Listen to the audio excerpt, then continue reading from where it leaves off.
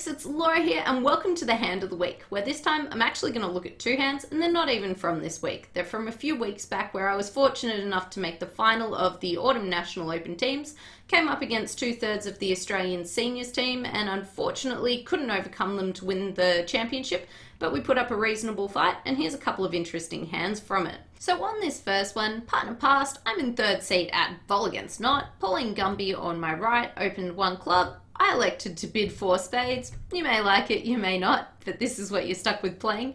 And then it went double, pass, pass, pass. So here I was in 4 spades, doubled. And I got a heart lead against my 4 spade contract. Now, I started to make a plan and thought, this is great. The only possible losers that I have are 3 spades and also the Queen of Diamonds, and I should be able to get a bit of information to basically work out the Queen of Diamonds. So off I went, no real reason to overtake the King of Hearts. I thought about playing the Ace because it felt free, but at that stage I thought no real reason. Simply won the King of Hearts in hand, played out my Jack of Spades, this got won by the Ace. They then ended up playing a heart. I decided that I'd end up just roughing in hand, and at this stage played another spade and got some really bad news here. Because what ended up happening was that West started off with just singleton in spades. I had asked my opponents about the double before I started playing and they just said that it was cards, so not specifically that it was takeout or penalties. Partner could still move, but they didn't have to really, so sort of optional. So at this point, I ended up going 1 down. They end up capturing my 10 with the King of Spades, their Queen captures my 9, and their 8's promoted. I got the diamond position right because once West had a singleton in spades, it was very unlikely they were going to have a void in diamonds. But at this stage, 1 down in my contract, score 1 to 4 spades, score 0 to Laura. So then I had a second hand, which also ended up in 4 spades, and we'll take a look at that one. I sort of redeemed myself here. So for this second one, what ended up happening, I was in first position, just playing week 2, so this seemed perfect. So I opened my week 2, the opponents doubled, and my partner put me into 4 spades. All pass at this stage. They led the Queen of Hearts, and at this stage you might want to stop and make a plan here.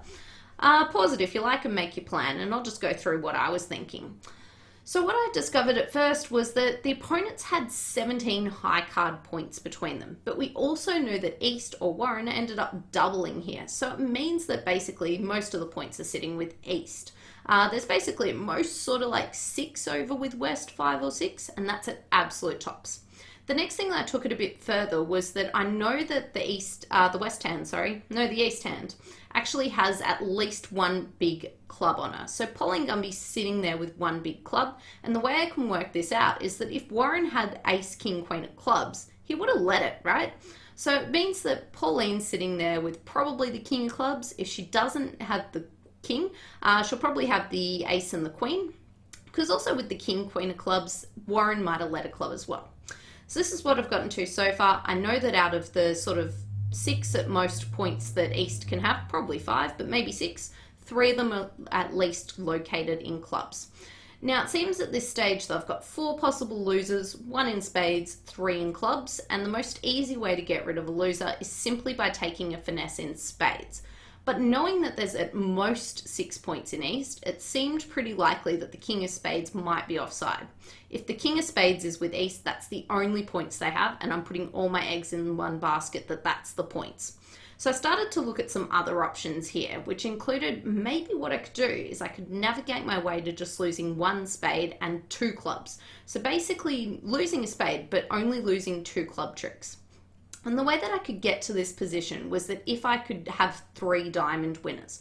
So on the 3rd diamond, what I'll be able to do is discard my club. In the end, I ended up starting to think about these consequences of what could happen. Now, to get 3 diamond winners, I would need to take the diamond finesse. So I would end up needing to finesse, and if East has the Queen, they'd win it. So I started to think about this. Now, if East had the Queen of Diamonds, it would mean they can't hold the King of Spades in their hand, because we know they've got a club on her. If they hold the Queen of Diamonds, they can't possibly hold the King of Spades. So that means the King of Spades would have been offside. With the King of Spades being offside, if I take a spade finesse, it loses to West anyway. Warren just simply cashes the clubs and away I go. I'm down. He'll probably find that switch. In fact, he will. He definitely will. So then I thought about, well, what if the Queen of Diamonds is onside? Is there going to be any risk here at this stage? There sort of is, but it works out pretty well. I ended up going with this line, and we'll have a look at sort of how it all ends up working out. So what I did at first, I won the first heart, and I now cashed a big spade, so just played a spade to my ace, got rid of a couple of trumps, and this stage took a finesse in diamonds. Now note that if East had the Queen of Diamonds here, they'd win it, but I was always going to be down in the contract anyway because West would have had the King of Spades. Because East can't have both a diamond on her, a club on her, and a spade on her. Not enough points in the deck. So fortunately they didn't. I now cashed my ace of diamonds, that was great, and could cash my king. On the hand it was nice and easy because both East and West had to follow to diamonds. If it was a little bit different and East actually had no diamonds here, there were 4 with West, if they started with a doubleton spade and their spade was the king, so my finesse was working all along, they'd have to ruff with the king now. And when they ruffed with the king, I'd get to discard a club anyway. So this worked out well on the hand, as you can see, because I just simply pitch my club and away I go. I can just play a trump now and it's all over for the opponents. The only line I figured that it went down on was if East actually started off with having 3 spades themselves.